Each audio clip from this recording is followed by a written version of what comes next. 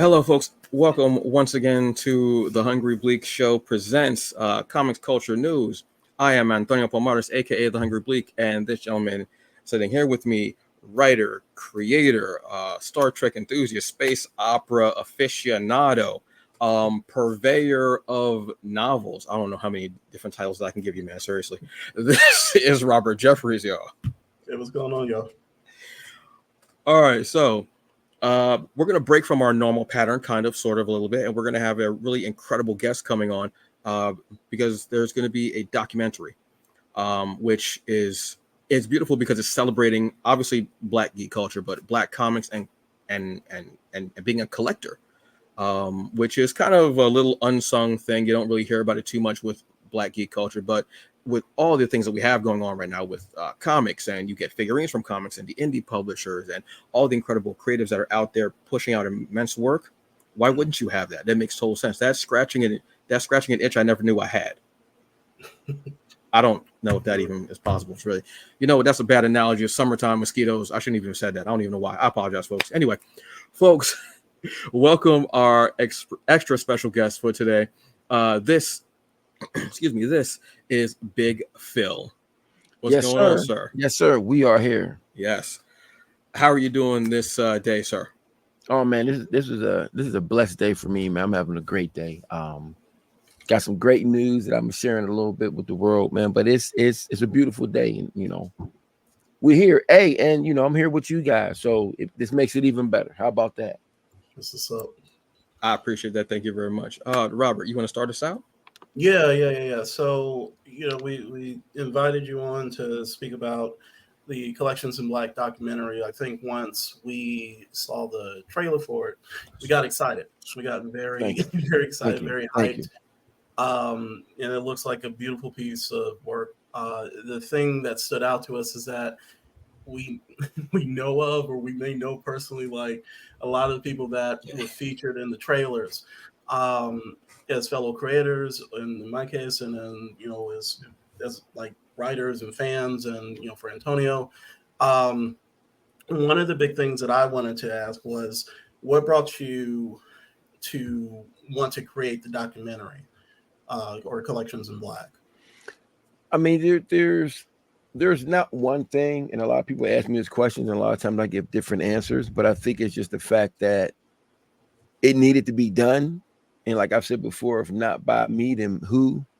And it needed to be told by somebody who has respect for the cultures, in the culture, and I'm a great filmmaker, writer, director, editor. I know how to put all these pieces together. So, and I've developed these relationships with individuals. So it was just only right. And I think a lot of times what happens is that we get so busy working for other people that it's good for us to work for ourselves. One of the things I like to say is I like to monetize. We need to start to monetize our passions.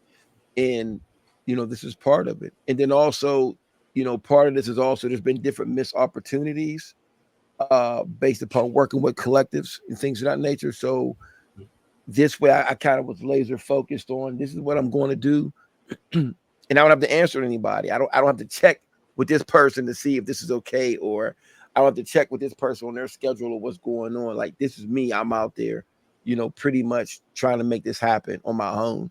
Of course, I got people that did help me along the way, but for the most part, this is me. So it's just something that I wanted to do, and I felt like it needed to be done. Nice. That's a very beautiful thing. What was the response that you got from these creators, whether writers, artists, even publishers? So mostly positive. I'm gonna keep that. Hold on, my voice is a little parched. My brother, hold on. Yeah. I'm gonna stay away from my water because of the incident earlier. It's fine. For sure. But no, it's been mostly positive. There's been a couple cranky cats who don't want, some people are looking, and I get it. There's a lot of people who are like, well, who are you? Like, why should I do this? Why should I be a part of this, et cetera, et cetera. And I get that. But if you see my trailer or you see the work that I've done, and you're a black collector, artist, or director, whatever, and you don't want a part of it, that's on you, and that's fine. Everybody is, it's okay. But when it comes out, I don't want you coming to me talking about, man, I wish we could have did this, we could have did this. Nah, cuz you missed it. I don't give a damn who you are. You missed it. Todd Johnson was the writer of Tribal Conference. Mhm. A guy, one of the realest people in the business, and Todd had said to me one time, Todd was just like, this thing is so important.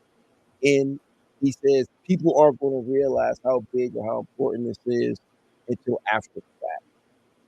And he was also very instrumental in getting different individuals um, to come along and be a part of this as well.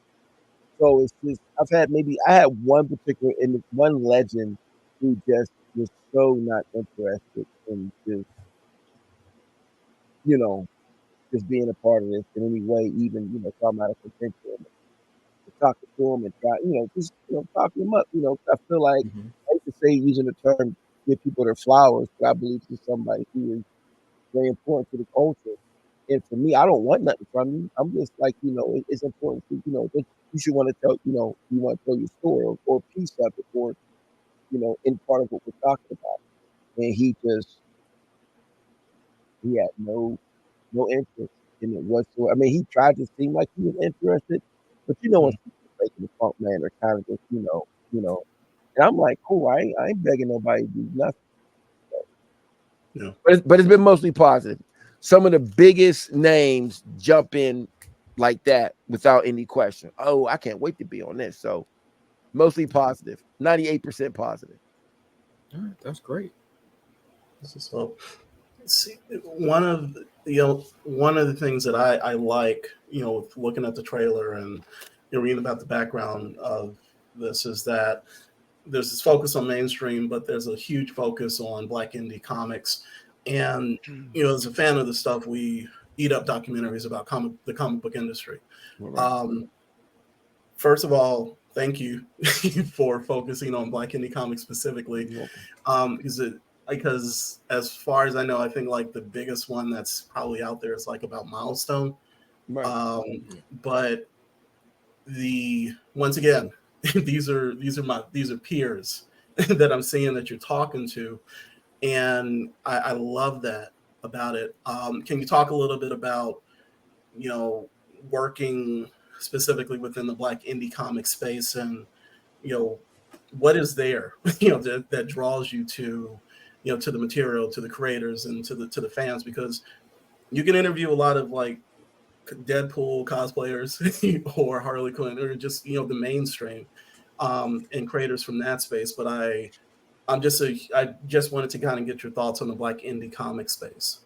So for me, and thank you for the kind words too. For me, it's just I'm about good content. Mhm. Um, I'm not doing interviews with people who I don't like or I don't like. If this should have been called Big Phil's Collections in Black because this is really a story about me. Like when you watch the film, it's not like any documentary. It's almost like, man, we just kicking it, man, and you just there with me, and we just, it's not one of those. Well, good evening, ladies and gentlemen. Back in 1936. Nah, we're not doing that. I mean, there's moments where it's important to give dates, times, prices because Yeah. that is important to the story, but it's not like I'm not going to walk into the room and it's going to light up and it's going to be shit in the background and I'm sitting there, nah, that's not. It's going to be me with these guys, but for me, it was never about indie or mainstream. It's just about good. Yeah. Is it good? I'm if I'm going to spend my money, it has to be good. I'm sorry, I'm not. Oh man, as dope as you're doing this, but guess what? Your work hasn't gotten to the point where I could give you my $5 though. I'm just keeping it 100. Certain people, and you have to be honest with that. We work hard for our money. And just because you're a Black indie creator, I'm going to try my best to support you. But if it's not, I have to tell you, sometimes you have to sit back and pull people to the side, like, man, his art isn't that good. The writing isn't that good. The colors, the paper, you got to step back into it because my whole thing is I'm all about, we have to learn we have to compete. I have to be able to, if I'm doing a book, I need to be able to put my book on the shelf next to the new Batman, the new whatever, et cetera, et cetera. And I need for somebody to look and not go, oh, that's some indie shit. No, I need you to look and be like, oh, that's hot. Ooh, what is that? You have to be competitive. Like for instance, y'all know Newton. Yeah. Come on, man. Yeah. His book, that book, the key is it Keisha? Is that what Keisha, it- Demon Eater, and Yes. Crescent Come City on. Monsters, one of the Come on, baddest man. cats in the game. Come on, man. Yeah. That's not so. So when people talk about that book, it's a dope black indie. No, it's just a good book. Mhm. It's just we have to, and I understand sometimes we put things in different compartments because it makes sense. We got different layers. Okay, this is the indie book, this is self-published, this is this. I get all of that.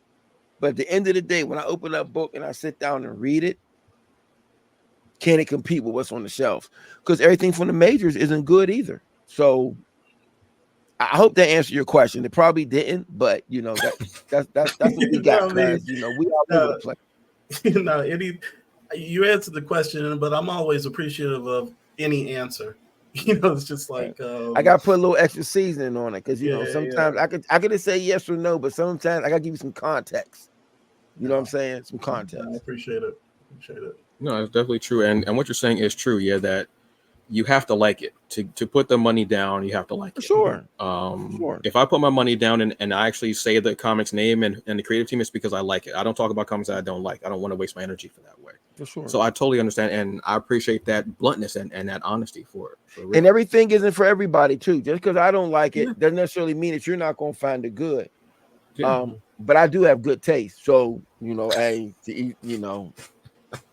what I still got these Dahmers on. Hope take the Dahmers off. I was about to say something, but I was like, nah, I'm gonna just let it go because he's I don't know if he needs to see them, use them to see. I'm not gonna let him. I'm not gonna visually impare him right now. Did he say I needed them to see? Hey, boy, listen. Hey man, look, I got my glasses right here.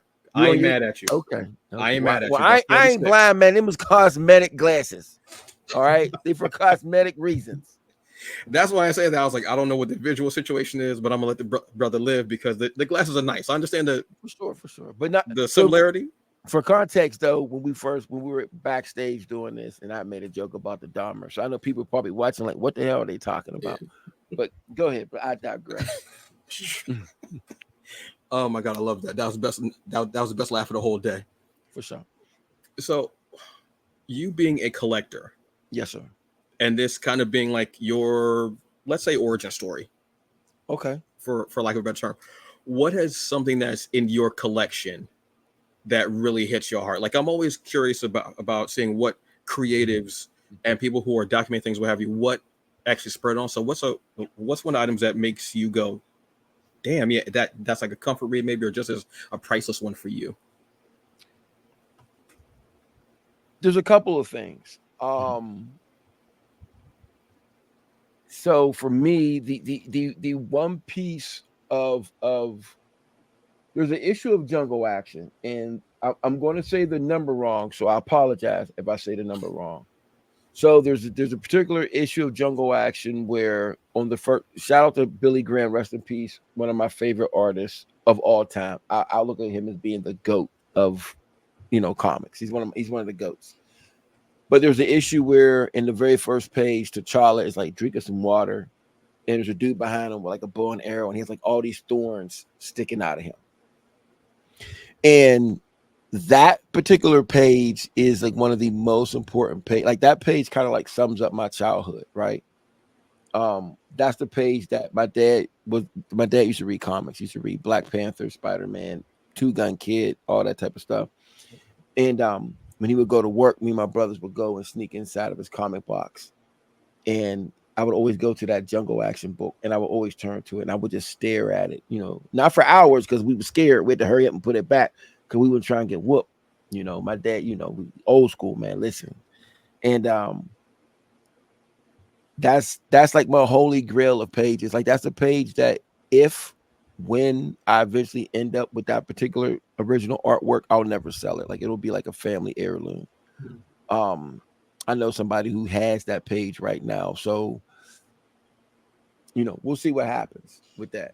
But there's that, and there is a page from Black Panther that came out a couple years ago, where he was fighting the Peralta did the artwork. It was the one where he fought the Buffalo Soldier, and the splash page was actually on the last page. And on that page, you had the first appearance of the Buffalo Soldier riding on the buffalo, and T'Challa's like on the ground, like looking up.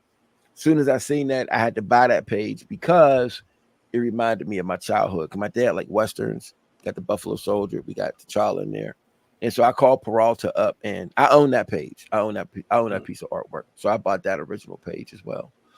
So not as well because I don't have the other one yet, but I bought that page. So it's things like that. For me, it's about collecting things in your childhood, and then there's also certain books that I have that I never in my life thought I would own, but I do. So I hope that answers your question. Yes, absolutely. Thank you. Good. One of the things that I would love to happen with Collections in Black is for it to get like distributed, across like all the streaming services and all of that. Is that something like you've kind of thought about? Because like I said, I know your background in film production. Is it something that you want to get onto streaming, or just like, what's the best way that you're going to, get this out to the masses? So for right now, it's so I want to say yes, but then I'm going to say no at the same time. Just hear me out, because I plan on doing a circuit. So there's certain places that I'm about to go and travel with the film. Okay. Like what we're going to do at the August Wilson Center coming up in July. The date was the 25th, but now it's the 26th.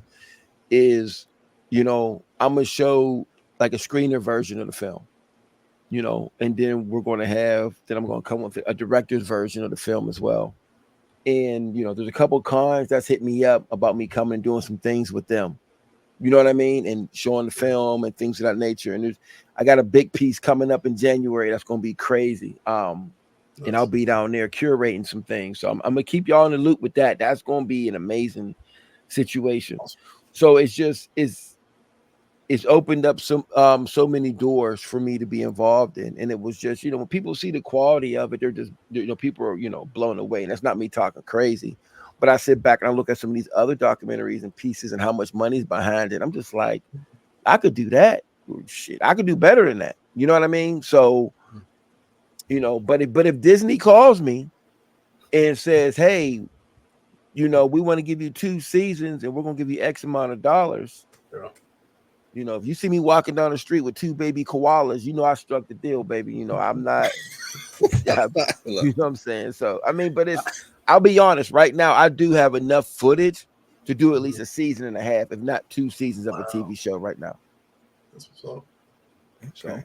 Cool. That's what I would love to see, something like that. I would love to see more things, especially because Robert and I have talked about this before ad nauseum, probably, where we've hoped to see more of our content as far as like the geek and comic book and such like that, like the geek culture, more of our stories, more of our creators, more of us just out there telling about what we like, what we don't like, giving news, reviews, documentaries, everything. So, but here's the problem with that though, right? You're like, what do you mean? Where's the problem? We don't watch it. So what happens is where was I at? I'm gonna just drink from my cup real quick and just be quiet. So I was at the Animation Expo, Afro Animation Expo in Cali a couple months ago. And I was talking to a particular exec, and I'm not going to say, what platform they're from. And it was, this is a big dog, in his lane of what he does. Like, he's like the man, you know what I mean? And what happens with us as people who are in the culture, creatives, fans, whatever, we feel that, well, man, I watched it and my kids watched it. So, man, people are watching it, right? We don't count. The numbers of who we are is pretty much already accounted for. You understand what I'm saying? So the fact that your kids know who Moon Girl and Devil Dinosaur is has nothing to do with the 30 other kids on the street who have no idea. A lot of times these companies are putting in these, and I'm telling the truth because I heard it come out of his mouth. these companies are putting in all this bread and showing, you got these new black animation things coming on and TV and this and that and whatever. We don't watch them. It makes up such a low percentage on the streaming platforms. And people get mad when, oh man, they canceled such and such. You didn't watch it. Of course they canceled it. So what happens is we could create all the content in the world, but if people aren't watching it, then then it just moves on. It just moves on to the next. Now, I'm not discouraging anybody from creating, because you should always try to create, but you have to figure out a way of, what am I going to do to keep people engaged into what I'm creating. The flip side of that is that you can do all the right things, and sometimes things are just hit or miss. And that's just, with there being, back in the day, we only had 3 channels, right? And then you may have a public access channel and like a public education channel. So you only have so many options. But now there's so many options that it's hard for even super great content to get a foot in the door. So I just piggybacked off what you said, and I apologize. No, I mean, like that, like Antonio said, it's a discussion that we have, whether it's about, the latest Netflix series that didn't do so well. That's Right. why I look at something like, what is it, Supercell, that came out this weekend. And it's like it's doing well, at least as far as like Netflix reporting streaming numbers, and I think the critics love it. But in the back of my mind, it's like always that thing of being worried that, are we in a second season? Are we, is there anything in the future? So I think that ties perfectly into, and it's the same thing with comic book series.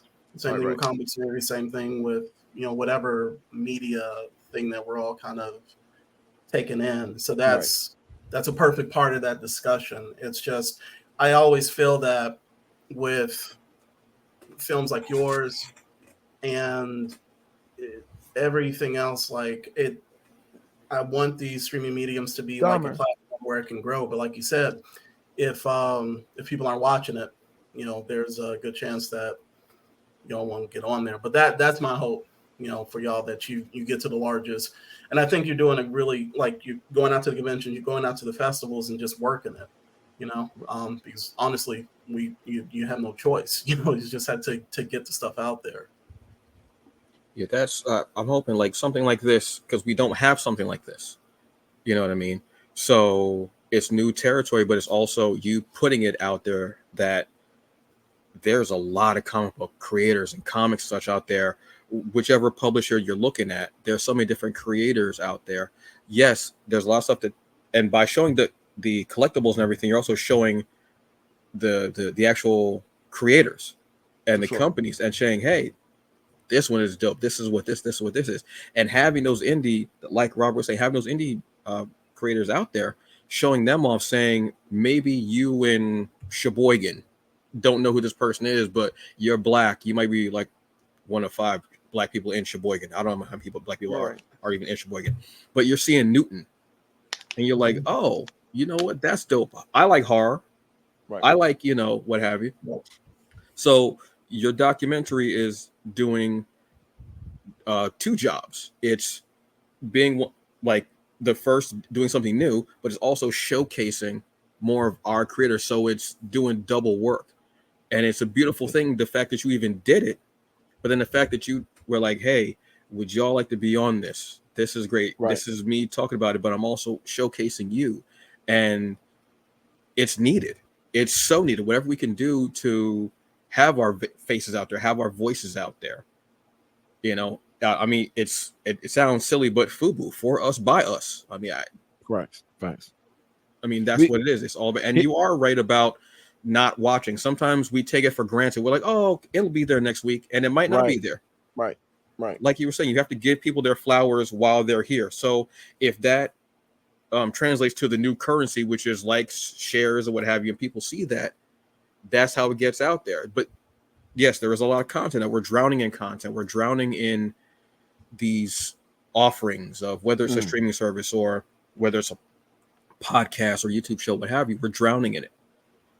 So and the thing about that too is that it's it's the gift and the curse. Yeah. You know, we're living in, like you said, when we're drawing in this content. You know, sometimes we'll discover something after it's already been canceled. You know, that happens. You know, Yeah. way too often. You know, but for me, it was just I believe in showing love to those, even if you don't show me love and I think you're super talented. I'm still gonna show you love because it's about the culture. It's not about me whatsoever. But I also will say this, that you know we have to make books, art that people can gravitate towards. Um, One of the problems is that we kind of pigeonhole ourselves into one particular box. Like for me, I'm doing my thing is collections in black, right? So collections in black writers, black artists, black collectors, black moments in books as well. Okay, because you don't have to. That, like, if somebody gave me the first appearance of the cover of Fantastic Four 52, the first appearance of Black Panther with the Jack Kirby pencils, I'm not gonna say, man, I don't want that because a white guy did that. I'd be crazy. I'd be a fool. You understand what I'm saying? So for me, it's the black experience in comics just encompasses more than just us. And we're the center of it, but people need to understand that it's for everybody, because at the end of the day, these triumphs and these things that we've done in the industry don't just benefit us, it benefits the comic culture as a whole. You know, we have individuals like the great Matt Baker, rest in peace, who was from Pittsburgh, and we're getting ready to get a street named after him. He drew women so good back in the golden age. They put his covers in that book, The Seduction of the Innocent, where they were talking about how comics were, failing the youth, or making the youth go crazy. You know, the pictures of the good girl art that was in it was done by a black man, Matt Baker, because he drew women, so well.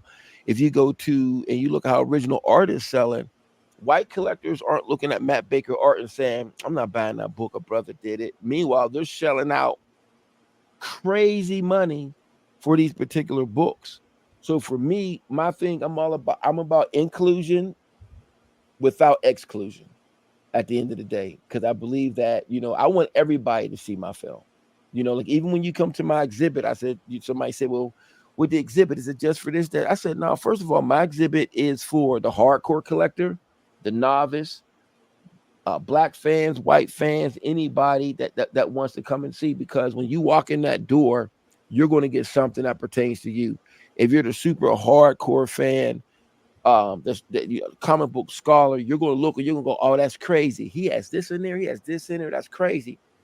You can have somebody else that comes in there and just looks and like, oh man, this is really cool. This is really nice.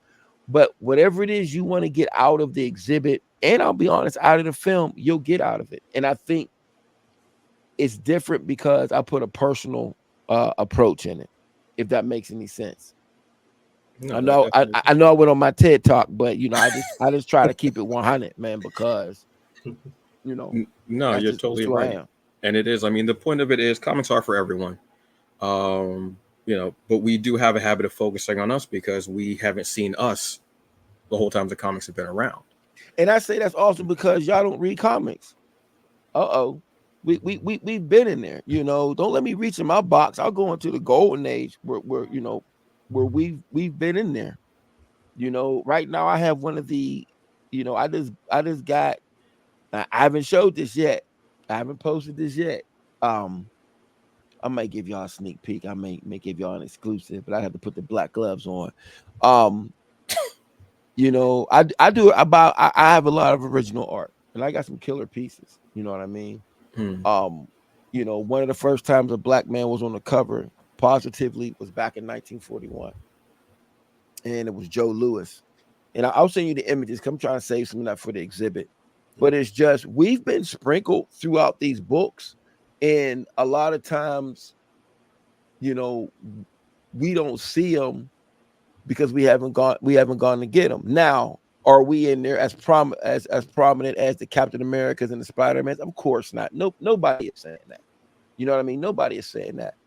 But I also didn't need a black superhero to justify my blackness or to make me feel like a man or perhaps somebody look up for it. That's why, that's why we got parents, uncles, and cousins and family members. But by the same notion, the caveat to that is, Black Panther is still my favorite character, and that's because of my dad. Did we need more black positive images in comics back in the day? Yes, but I don't like the narrative of there wasn't any. Like that's just that's ridiculous. We've had Black Panther for years, Storms for decades, the Falcon. We go back to Lobo in the Western comic, Voodoo.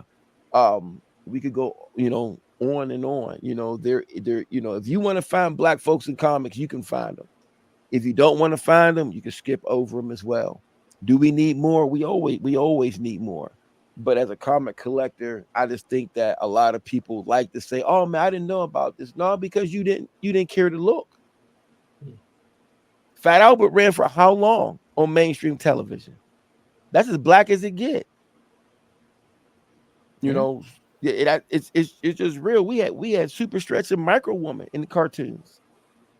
People act like that, like those type of things didn't happen. They did. So is it is it not the same number? Yes.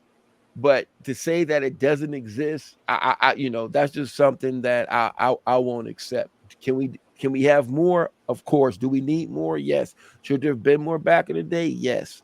But I don't go with the notion of we didn't have no black heroes. Well, okay. Obviously people don't know the history if they believe that shit. Sorry. No, that's perfectly valid. I mean, but yeah, we haven't been as prominent, and that's just the reality of it. So if you don't know something, if you see that something isn't as prominent, you're not going to think it's been there because those characters who weren't showcased or spotlighted. For sure. Well, people you're not going to see it. But people also have to do their due diligence. People, it's like when somebody talks about sports, they'll give you all of these their own feelings, but then when you go back and you talk stats and this and that, you're like, oh, okay, well, maybe I was wrong. And as black people, sometimes we sometimes give an emotional response. Everybody, we like to give these emotional response, especially new collectives. I love new collectives because they're discovering everything. So it's like, I didn't know that T'Challa was from Wakanda. You'd be like, oh man, that's crazy. That's what's up. You know what I mean? But I'm gonna be done. I'm sorry. Go ahead. I can do this all day, Jack. No, that's cool. But the bottom line is that we're going to have an incredible documentary. That's like it. Hopefully, we'll get more documentaries like that. Just have the feel and the look and the vibe of it. If it ain't done by me, it's not gonna look like that. So that's the point, because I'm hoping that you're gonna do more. That was the point. That was me just kind of needling you a little bit. I'm trying to be nonchalant about it. I'm trying to be nonchalant. There will be a director's cut. I'm working on a director's cut for later on in the year. So and that's beautiful. So Collections in Black. I want you to go to YouTube and check it out. I'm gonna have the link in the episode description, so y'all can go and check this out and just stay up on everything that Big Phil is doing. Always be on the lookout, because with you having the director's cut and everything that you have coming out this year that you're going to be doing, working toward this, popping up at cons and doing the thing, is beautiful. So thank you. On that note, thank you very much, Big Phil. We truly appreciate it. You can put your glasses back on, sir. No worries. No worries. I was about to put my glasses back on too, but I ain't reaching over there. This is Robert Jeffries. And let me say something real quick, man. Since you got that little jokey joke out, let me say something real quick. Go ahead, man. I'm just messing with you. I would love for y'all, if you can, to make your way to the premiere. Just think about it. It's on the 26th. It would be really dope. And I feel like what you brothers are doing is very important. And we gotta keep the community, the culture going. And these are these type of shows is and y'all just getting where it's going to be. I feel like in a year or two we're gonna come back and these numbers are gonna be astronomical. Y'all do a really good job at your show, man. Just keep it up. And hope I can see y'all at some of these cons, some of these Black Con events, and we can link up and chop it up, because it's important for people like y'all who are have these shows, to be at these events and be on these panels, because your voice is very important in this community. I definitely appreciate it. Thank you, man. That's definitely the goal. Thank So you. y'all have a very good night, day, whatever it is where you're at, or at the time of day. Be blessed, and we'll see y'all next time. Okay, drink some water. It's hot out there. Peace, It y'all. is. Peace, y'all. Peace.